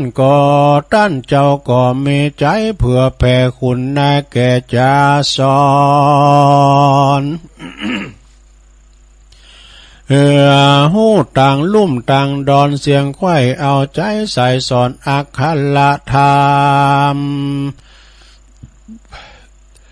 ต่างกองวินัยนำจูคอหือว่าหือปฏิบัติต่ออย่าขาดอย่าใดพระมาทลาสา สามเณรสิกขาอันพาเสริฐหึมมาบังเกิดในใจของสินใส10สิ่งตั้งปัจจเวคขันนะยิ่งอนันตา และอาจจะมายาตังสีจุงเฮียนเฮือแจงที่ทะลัดทะลองเฮือใดะเฮือลู่อย่างกองวิเศษตังงาบาลีเตศกองงามปิตากะตัง3แถมลาวเจ้านอนเนางามมันเปลี่ยนกาตาอุตสาเฮียนใจใจเฮือมันน้อมไว้และภาวนาปฏิบัติครูบาอาจารย์เจ้าเฮือรับดึกลูกเจ้ากาทำการด้วยใจบานพร่ำพร้อมนะคือตักติวน้ำและปัดกวาดอาตามควงอาวาสและศาลาตังกุติและอาสนะที่หือดีงามปฏิบัติตามจาใจบ่เมินเต้าใดก็จักใดป่าจาส่วนอันว่ากุมารนั้นนานอนเนากันว่าครูบาเจ้าสอนปันก็เรียนจุอันเชียงไข่บ่เว้นไว้อันใดบ่เมินเต้าใดนั้นลาวท่านครูบาเจ้าก็ผู้เป็นอาจารย์ก็เฮือเจ้ากุมารน้อยนาดใดผู้เป็นผู้ฉลาดกองธรรมนะได้กาตามการบวชเฮือเจ้าใดพันหนวดปปาจาเป็นสามเณรลานอนนาว แล้วครูบาเจ้าตนพาเสริฐก็ใส่น้ำอันลำเลิศเป็นสีเฮือสวัสดีชื่นจอยว่าเจ้าสามเณรน้อยมาเห็นตะบุญนาก็มีหันแลนาตีนั้นนาตีนั่นไปสามเณรมาเห็นตะบุญนาก็บ่ลาสาปามาดบ่ลาขาดกองวินัยถือสินใสบ่เศร้าปฏิบัติครูบาเจ้าและอาจารย์เป็นนิจการจาใจบ่ขาดใดจุวันก็มีหันและนาที่เนจักวันนาจาเล่าถึงนางนอนเนาผู้เป็นแม่อันทุกข์นาแก่อันนาถาวันหนึ่งนั้นนายามเจ้านางนอนเนาก็เข้าไปสู่ป่าเศร้าหาลัวเก็บเครื่องครัวของป่าเพื่อจักเอามาขาย กันว่านางใดหลายแล้วก็บ่จาก่อรีบไหวนาคืนมาก่อมาลอดไม้เฟยนาคุ้มใหญ่นางหน้าไทยก็มาหิวฮอดก็มายังจอดเอาแรงนางจอมแปลงยอดซอยนอนแล้วม้อยลวดลับไปก็เมหันแลนาตาสามิงกาเนในขณะนั้นลาวโยมพี่บานเจ้าตนองค์อาจก็มาหันนางน้อยนาดนั้นใส่ก็เขามาไกลจะถามว่าปกติตามจุวันมาเมืองนางนาเมืองนางนี่นาอยู่เมืองคนใดสร้างบุญกุศลมากน้อยหรือสร้างบาปถอยสังจา นางจุงจะบอกเราตั้งแต่เก้าสุดปลายว่าคานี้บ่หมายใดสร้างยังบ่ได้สร้างบุญอันใดและก็ว่าอันตีนั้นจะยมพิบาลตนองค์อาจก็มามัดเอานางนาติวกว่าจะเปาะรีบจะป้อนนาไปตกตอดอย่างนั้นโลกล่อต่ำไตตีนั้นนางนาไทยก็มาเล็งแลหันยังเปียวไฟพันแดงกล้าอันใส่ใจว่าเปียวไฟก็มางามสายเลืองเลื่อเลืองสั่งมาเหมือนผ้าเหลือง สั่งมาเหมือนผ้าเหลืองแต่โสดยามเมื่อลูกขาดได้บวชวันนั้นแต่แลนนอเตนั่นจะยมพิบาลนะก็เอาหนังสือสารเหตุเก่ามาอันหมายชื่อคนหนุ่มเรายิ่งใจอันสร้างบาปหลายเอาไว้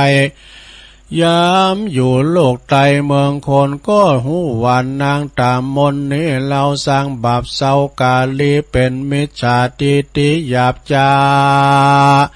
ก็เอาไปตุกมา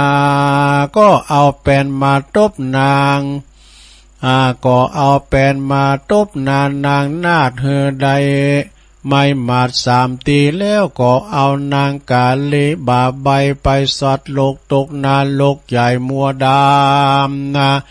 ยามนั่นก็ยังมีดอกบัวคำผาเสดงาดวงงามเลิศเลืองลายบุบุญออกจากกองไฟมานั้นลาวใหญ่ขั้นนาเต้ากงเกวียนมารับเอาแม่3มาเนน้อยนาดบ่เฮือใดไม่มาดเครื่องกาแม่นคนกายยานนั้นนอก็บ่คดงอสักเส้นเหตุว่าเปลวไฟหลีกเล่นปีกฟ้าเปดว่าเปลวไฟหลีกเว้นบ่มากายจายมนาจานนาโลกต่างหลายหันนาใดหันก็มาต่างอัศจรรย์แต่ลาวจึงเอานางนอนเนาออกจากยังนาโลกวิบากเลวไวแล้วก่อนนำไปสู่สถานที่นั้นยมพิบาลตนองอาจก็มาถามนางน้อยนาดผู้เป็นมิจฉาว่ากูเอาหนังสือมาอ่านเล่งพออ่านดูจูคอความในกอดเต้าวันนาหันนางไปกาตามบาปบอดได้หาบทางดีเป็นมิจฉาทิฏฐิหยาบจ้าจึงเอามึงนางตกนรกไฟเปลวไฟมึงป้อยบ่อใดเป็นสันมึงป้อยบ่เป็นสันใดสักสิ่งเป็นบุญยิ่งสั่งจาว่านางมาว่านางสั่งมาแต่ได้จายามาอยู่โลกลาเมืองคนนั้นจาสาอิทธิโยเมื่อนั้นอ่านว่านางผู้เป็นแม่3มาเนน้อยก็ตอบถอยขียาว่าตัวแห่งคาเนนาแต่ก่อนยามอยู่บ่อนเมืองโคนนะบอดใดสั่งบุญกุศลสั่งสักสิ่งสักญาติก็มาใดประมาทลาสาเต้าเมปุตตาลูกแก้วใดอันบวชแล้วเป็น3มาเนนถือศีลกาตำเปลี่ยนใจอยู่เวียงใหญ่สาวัตถีปุ่นแลนนาต้านเฮยเมื่อนั้นพระยายมมาลาจาก็เอานางคืนมาบ่จามาสู่โลกลาเมืองโคนกันว่านางลูกคิงตนปีกฟื้นสะดุ้งตื่นจากกำฟันแล้วก็ลิบเลี้ยวปันปาคืนสู่ยังที่อยู่เกหาก็กล่าวกับปุตตานอนาวาเฮือลูกเก้าความในอันตนใดไปนั้นโสดได้ไปตกนรกโหดอเวจีนั่นแหละนาส่วนอันว่าเจ้ามาหินตะสามมาเน้นน้อยก็กึดขาค่อยในใจว่ากูถ้าลงสินสายสามมันนาเป็ดก็มีคุณวิเศษแต่โสดได้พายโพดแม่บุญนากูนี่นารู้แล้วกวนนาจักโพดพ่อแก้วแถมโหนได้ป้นกำทาล้นเอาไม้เพื่อใดเจอบ้านอยู่บ่อป้อนนานเนิ่นจะบุญแก่กาต่อตามก็ได้ถึงอุปชักกรรมมาเป็นเจ้าปีคุเจ้าราธาลงสินใสบ่อเศร้าจ้อยโจดยังเจ้าก็ได้เกิดโพดญาติกา คือถือเอาวิปัสสนาไปใจด้วยใจแผ่ไฟยินดีเรียนปิตกามีสิ่งเรียนบาลียิ่งสุดปายกองวัดหลายจูคอก็ปฏิบัติต่อจูนุนมามีพุทธคุณเป็นเก้าพระธรรมคุณเล่าว่าเป็นสองสังฆคุณปองดวงบานและตาวัดติงสาการลุนใหญ่เมเกสาโลมาไฟกองงามเมตตาภาวันนาตามจะใจเพื่อเฮือใดเจยบานบ่อปอนนานเต้นแล้วพ่อแม่เจ้าตั้งสองขากำปามาจู้จอดก่อได้มวยมอดวำไว้ก่อได้กาบกายไปเกิดเป็นเพศได้รับทุกขเวทนาก็ไปแสวงหาลูกเต้าก็ได้พบมาจวบพบเจ้าปีคุดตนเป็นลูกจึงอาจาผูกกำไปว่าดูลาสายใจเหยลูกเต่าบัดนี้กรรมอันเก่าสร้างไว้มาเลยไล่ลาวีเฮือใดยาเครื่องกี่เป็นเพศได้ทุกขเวทนาส่วนอันว่าเจ้าปีคุบุญนาผู้เป็นลูกก็มีเมตตาผูกตามธรรมเฮือพ่อแม่ตน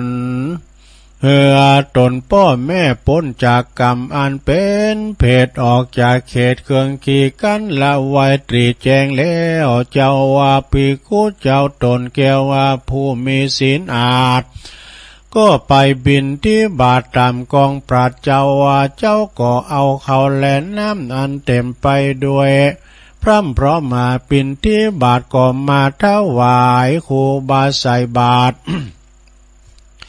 แล้วก็มาหลังน้ำหยาดอุติสแผ่ผลไปหายังสองตนพ่อแม่อันบุญนั่นก็แผ่ไปลอดป่าเอาสองยอดบุญนาใดไปเกิดเป็นเทวบุตรเทวดาตนผาเสดอยู่วิมานคำเลิศโขงสวรรค์ก็มีหันแลนาที่นิจักว่าจักจ่าด้วยอานิสงส์แห่งการบวชก่อนแลจาตาลมเมอนันตปุกกาลาดุลามหาอนันตเถรปุกกาลาผู้ใดได้มีใจใสแก่กาได้เหือขาดใจยิงใจออกไปบวชเป็นสามเณรก็จักได้อานิสงส์สี่กับถ้าบวชเป็นเจ้าภิกขุมีอานิสงส์8กับกันว่าใดเป็นกันใดเหือลูกใจแห่งตนไปบวชเป็นสามเณรก็จักได้อานิสงส์8กับกันบวชเป็นเจ้าภิกขุสังสงฆ์ก็จักได้อานิสงส์16กับกันยิงผู้ใดฮือสามีกาออกไปบวชเป็นสามเณรจักได้อานิสงส์32กับกันว่าอนุญาตไปบวชเป็นเจ้าภิกขุสงฆ์จักได้อานิสงส์64กับกว่ากันแล้วว่าปุกกาละผู้ใดมีใจใส่ศรัทธาออกบวชด้วยตนเองก็จักมีอานิสงส์มากนักบ่อาจจักนาสังขายาได้แลที่นี่จักจ่าโดยกับก่อนแลอันว่ากับหนึ่งนั้นจักอุปมาเป็นดังดอยสูงได้ปัญโยจนะหลวงกวางก่อเสมอกันติสาตังสีกันว่า100 ปีติบไหนเทวดาก็เอาผ้าอันอ่อนสุขุมมานมากวาดลวดเสเตือนหนึ่งเมื่อใดเห็นก่อนนั่นค่อมเพียงเท่าแผ่นดินอันนั่นแหละได้จี้ว่ากับนั่นนาแลส่วนอันว่าเจ้ามาเห็นตากุมารภิกขุเถรก็ปั้มเปงปาลัมเมทำไปบ่ขาดบ่ได้ประมาทลาสา ก็ได้ถึงอรหันตวิเศษดับยังกิเลสภัยมารก็มีโดยประการดังกล่าวมานี้แหละนะปปัจจานิสังสานิติตาคิยาอันกล่าวยังทำอานิสงส์แห่งการบวชก็บังกมสมเรศเด็จแล้วเท่านี้ก่อนแลสาธุสาธุสาธุเอาแล้วศรัทธาญาติโยมทั้งหลายฟังเทศน์ฟังธรรมอานิสงส์แห่งการบวชจบลงไปมีอานิสงส์อย่างใดก็ไม่ต้องขยายความบ่เนาะเอาได้ฟังเป็นประจำบางทีก็สมณเณรเอาหลักปัญญนนั้นเป็นจังเอามาเล่าพองกล้าเอามาเทศน์พองกล้าเข้าอกเข้าใจที่เราได้ฟังธรรมอานิสงส์แห่งการบวชบทพระนี่นะศรัทธาญาติโยมทั้งหลายเนาะก็ฟังจบลงไปเอาปอนน้ำหลอบนึงกันเนาะเจ้าก็เอาปอนหลอบนึงละเดี๋ยวเอาปอนน้ำหลอบนึงเนาะสัพพิติโยวิวัจจันตุสัพพะโลโกวินาศตุมาเตภวัตวันตรายโยสุขีติขายุโกภวะอาภิวาตานาสีลิสนิจังวุธาปัจจายโนจัตตาโลธรรมาวัฏันติอายุวันโนสุขังปะลางเอาก็ทำพวกนี้ก็เป็นการที่ว่าเจ้าภาพแม่คาวีปัญโยปุ้นเป็นอยู่บุกกอดตุ้ยวันนั้นไปปักกันตีวัดที่วัดพระเงิบเนาะวัดพระเงิบเนี่ยเพิ่นก็เอาขอหอมกันเตะกันทำตุลุงลอยก็ขอบคุณเด้อเป็นการว่าเป็นเจ้าภาพรวมกันแม่คาวีปัญโยบ้านบุกกอดตุ้ยนะก็อนุโมทนาเนาะแล้วศรัทธาญาติโยมฟังน้ำฟังธรรมกันจบลงไปตอนนี้ไปตุลุงเอานิมาวาน้ำกำนึงเกินโอ้พุทธิธรรมคนเดิมเพื่อนก่อมาว่าคนแก่ไอ้โลคนแก่ก็คือคนเฒ่าคือสวอย่างตุลุงเขาเนี่ยกะนะเป็นเมื่อมีคุณหมอมาสัมภาษณ์คนแก่วะลุงคุณสวอย่างเฮาเนี่ยว่าต้องการอันยังมากที่สุดคุณเฒ่าเฮาเนี่ยไอ้นะคุณแก่ก็เข้ารับการนะเข้าลมการสัมภาษณ์อันนี้มีถึงโมดนั่นก็ตะหือลำเหลือ342คนว่าดูที่เปิ้นจะเข้าสัมภาษณ์นะเข้าโครงการสัมภาษณ์ทุกคนนั้นก็มีโรคประจำตัวเหมือนกันหมดครับไอ้ดู อันนี้หมอเปิ้นว่านะแล้วก็ได้รับการตอบบอกกล่าวว่าข้อมูลที่ได้รับมานี่เอามาเผยแผ่โดยบ่มีจือบ่มีโรคคนไข้ทุกคนติ้มใจครับอีดูคุณหมอว่านะคำตอบของคุณแก่เนี่ยเปิ้นก็ตอบแบบจำเพาะเจาะจงห้ามตอบกว้างๆนี่นะเปิ้นก็ระบุมาเลยว่าอยากจะถนอมอันยังไหวมากที่สุดเอาแบบชัดๆนะนี่นะเอาแบบชัดๆดีนี่ก็มาดูผลกันดีกว่าว่าอยากจะถนอมอันใดผลดีได้รับเป็นว่าเซอร์ไพรส์เองฮะได้มากจริงๆอันดับหนึ่งก็คือฟันก็คือเขียวนะลงเด้อฟันก็คือเขียวเปิ้นว่ากูคนนั่นนี่นะทุกคนนั้นคือเหตุผลในต่างเดียวกันว่าพออายุเยอะขึ้นมากินอันยังก็มาดูลำบากการกินก็จะเป็นความเฮาจะกินความสุขเปิ้นว่ากินข้าวลำก็อยู่ที่เขียวนี่นะเนาะก็จะเป็นความสุขที่ยังเหลืออยู่และก็ง่ายแล้วก็ถ้าว่าบ่มีเขียวบ่มีฟันมันจะกินอันยังก็จำกัดไปหมดนะอันฟันปลอมนั่นน่ะมันก็ใจงานบ่ใจเหมือนฟันแท้นี่นะเนาะเขียวปลอมนี่นะมาเกี่ยวขนมจ๊อกก็ไม่ได้นี่นะเนาะแล้วคนไข้คนหนึ่งบอกว่า ปิ้นชอบกินปลาหมึกว่ะปลาหมึกหมากแต่ก็พอฟันเปิ้นบ่ดีแล้วก็กินบ่ได้นะมันเหนียวอย่าปลาบึกนี่นะปลาหมึกเนี่ยที่ก่อนตายนี่อยากจะกินปลาหมึกคือสะใจไอ้กำไม่ดอกขอกินปลาหมึกคือสะใจไอ้กำโน้ยนะถ้าได้กินก็คงจะตายตาลับปะดุมาขนาดแต่ อันนี้คุณที่หนึ่งนะแล้วก็อันดับที่สองก็คือตาวะเจ้านี่เป็นเขียวเนอะทันตะคือเขี้ยวเนี่ยตาไอ้ตาก็คือตานะครับทุกอันดับที่สองคือตา ตานี่เป็นความสำคัญเนอะสดาต้องทนุถนอมมากตา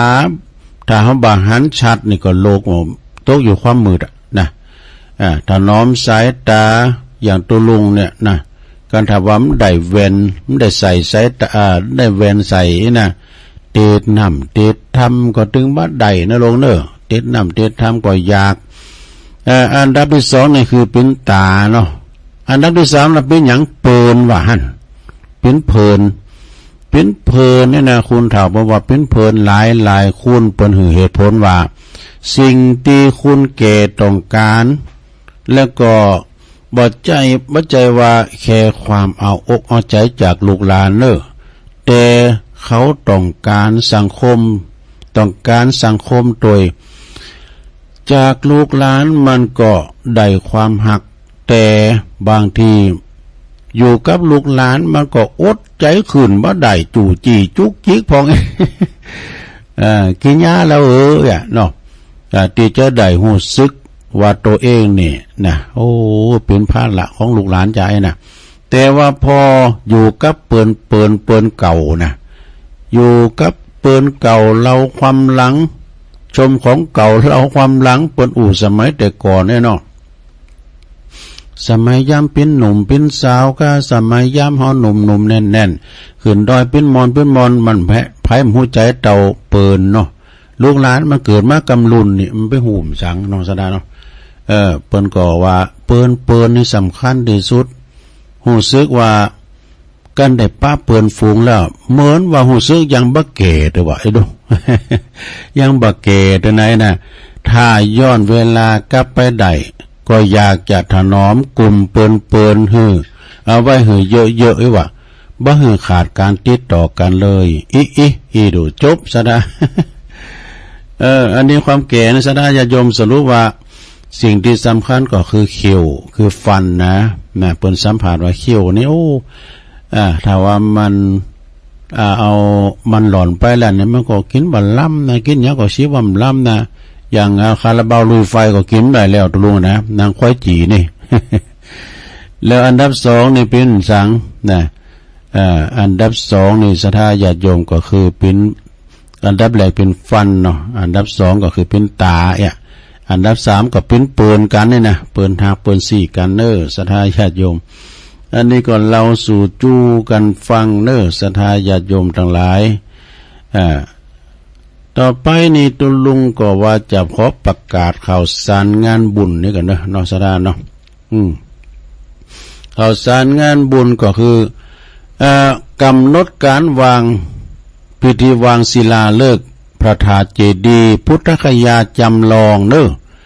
เปิดถวายเป็นพุทธบูชาแล้วก็บูชาคุณของพระเดชพระคุณท่านเจ้าคุณพระพรหมมงคลเนอะ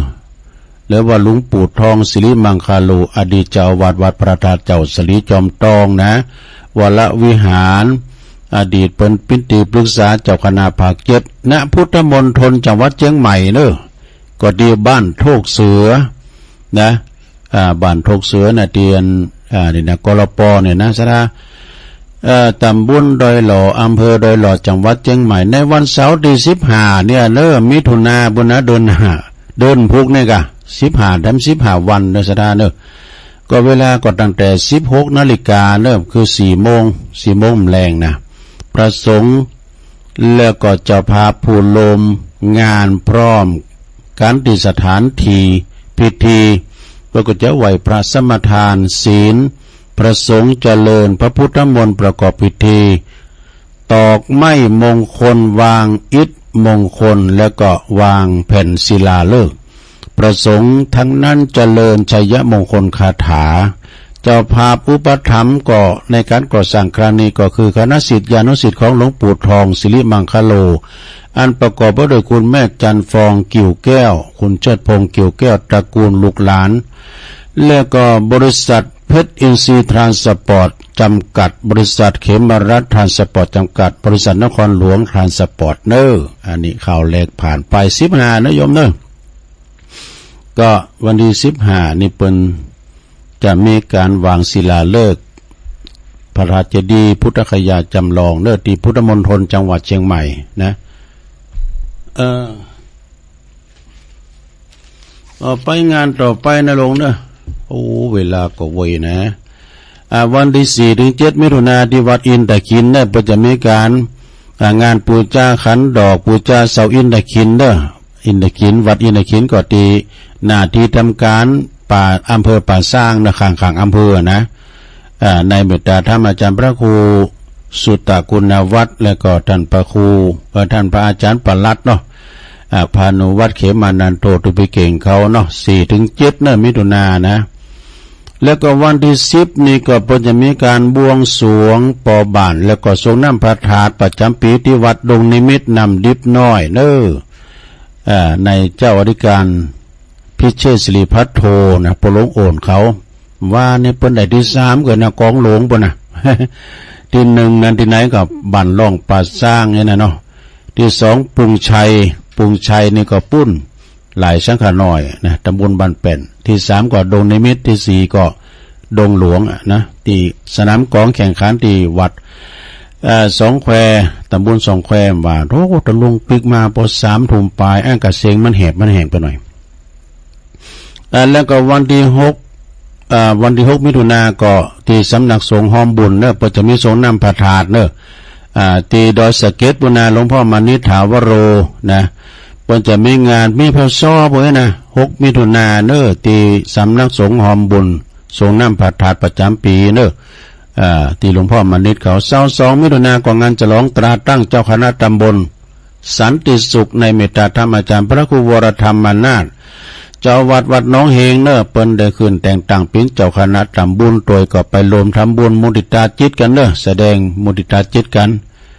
ที่วัดน้องเฮงเนอะเปิ้นเป็นเจ้าคณะตำบลสันติสุข13 14นี่มีหลายวัดเนอะก็คือเดือนวันศิล13 14มิถุนายนบนเรื่องงานประเพณีที่วัดนำดิบโลงโดยนะที่ท่านพระปลัดว่ารัตตันอยู่เขาเนาะตั้งนำดิบหลงแล้วก็วัดตาตุมโดยวัดดอนจืนนี่ประจะฉลองกัดต่างเจ้าคณะตำบลโดยเนาะพระครูมนัสสุทธิกรเจ้าคณะตำบลโดยรอเขต2โดยสงฆ์น้ำพระธาตุโดยบ้านควางโดยเนาะบ้านควางพระเจ้าสลิมหวานบ้านหงโดยนะแล้วก็อันนี้26 27 28 29กรกฎาคมกันเนอะเดินในบุญนะนี่ก็งานประเพณีทรงน้ำพระธาตุที่วัดพระธาตุดอยหล่อและไปเพราะจะมีปล่อยโลงด้วยวะนะพระอธิการจิตอนาลโยนะที่วัดพระธาตุดอยหล่อก็มีหลายที่วัดหลวงศรีเตโดยนะ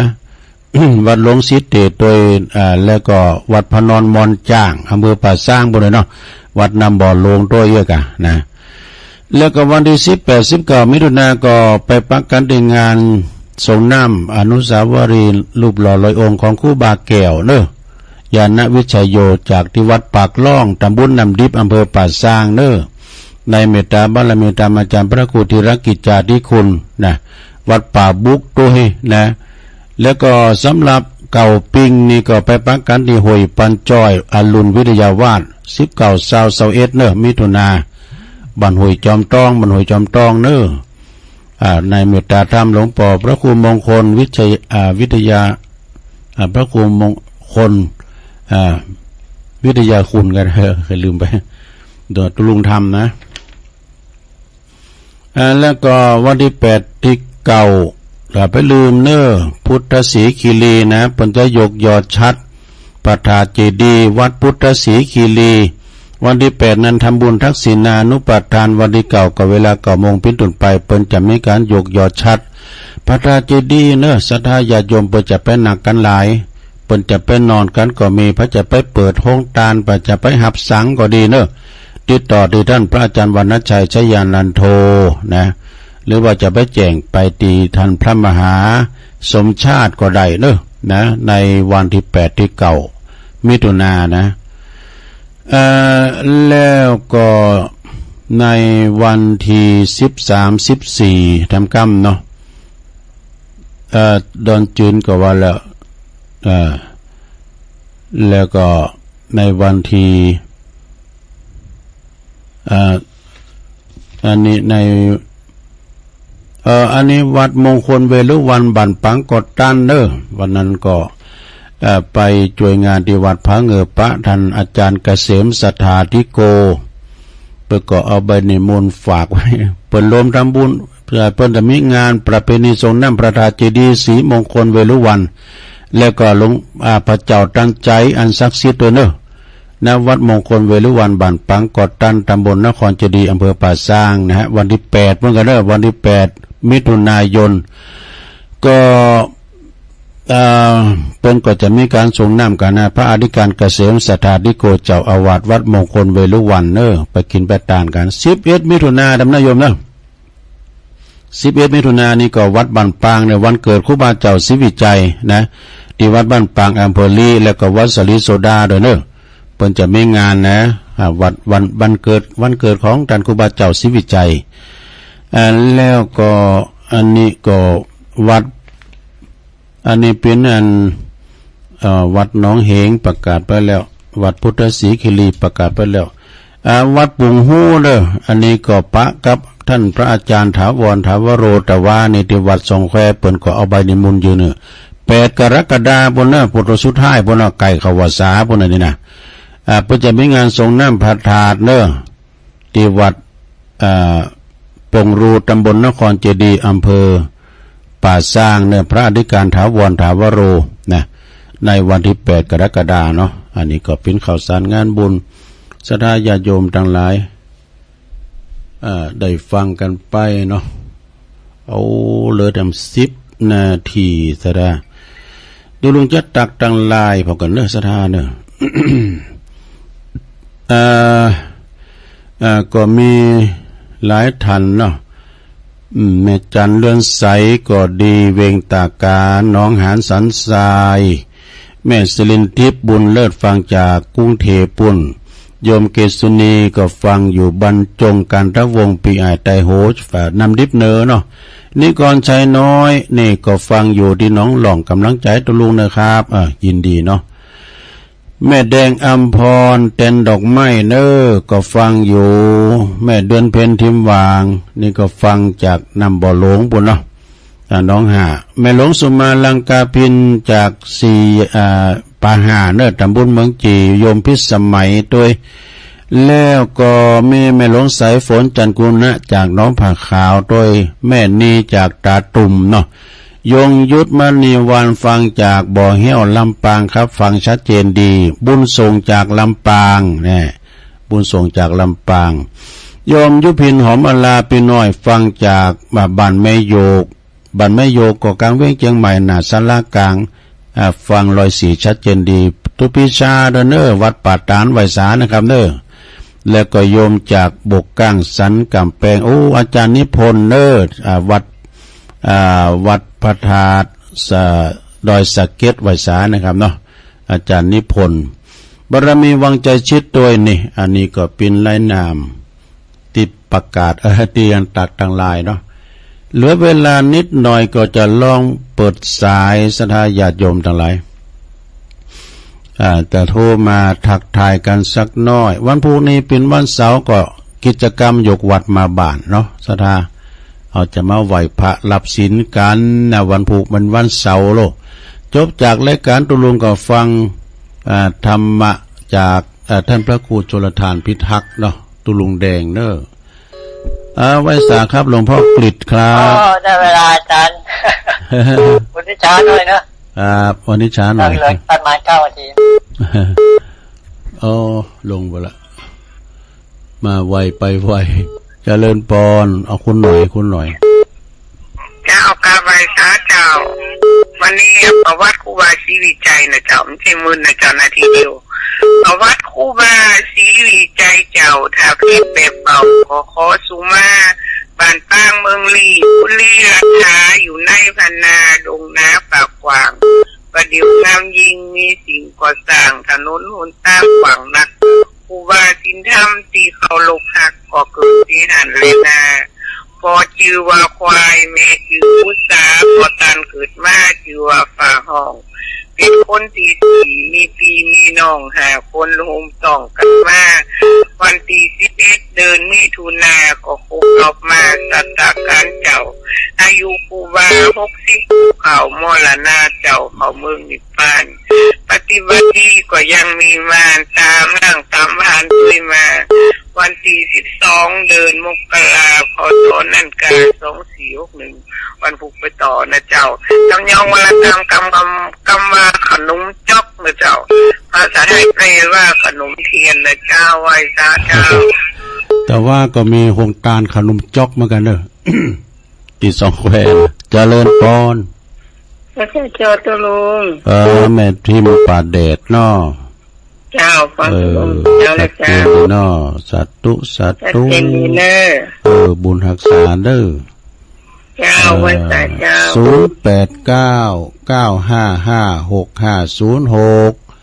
เจริญปอนครับน้องเบลฟังบุญวาชัดเจนดีครับยินดีน้องเบลเนอสาธุ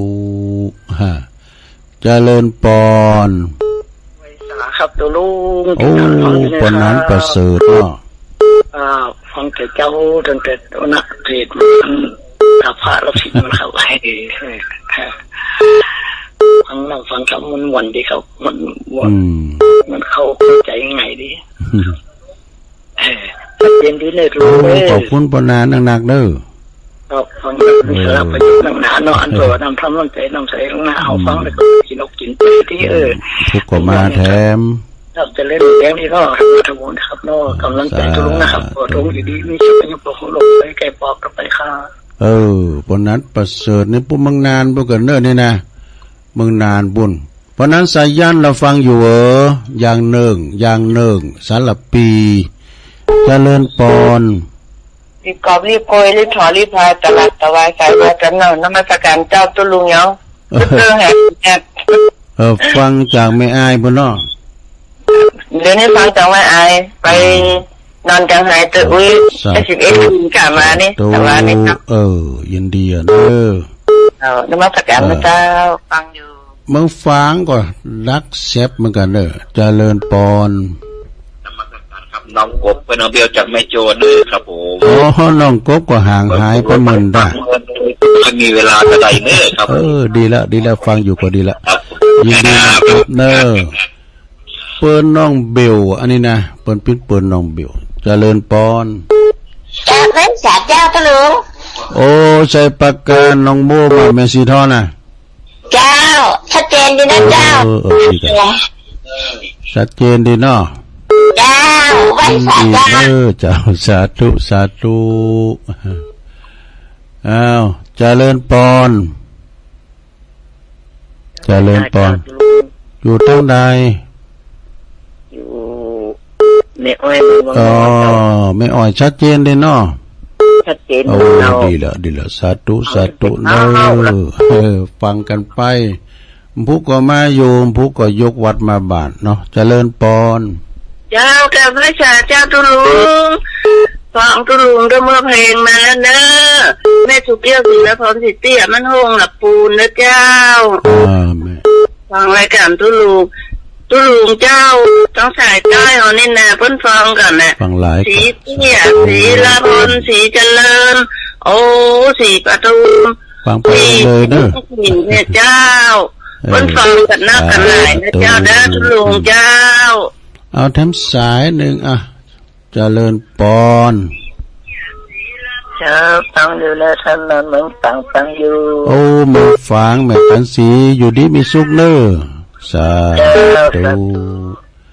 อันนี้รอตั้งใดเจริญปอนครับแต่ไปสาบ ท่านเจ้า โอ้ ด้วยความ โหมาปิดท้ายปนันสยั โอ้ น ท่านเจ้ามึงตดเตลอมันเป็นแบบปักให้ติดมันไก่ญาติธรรมนักเลยขออนุโมทนาไหว้สาบารมีธรรมท่านเจ้านะครับฟังตลอดแต่ส่วนมากจะกดบัตรตันเปิ้นท่านเจ้า ได้ฟังน้ำธรรมคำสอนมาเจ้ายำก่อนกินต้นน้ำเข้าไงโอ้มวนอกมวนใจดีครับ มันได้ยอมจิตน้อมใจธรรมะเป็นอาหารใจเป็นเบื้องต้นก่อนนะท่านคุณเจ้า เป็นอุทาหรณ์คติธรรมและธรรมคำสอนที่ท่านเจ้าได้ก้อนใจได้เสาะหามาคือกับท่านญาติธรรมผู้มีจิตใจใฝ่ในธรรมะผู้คน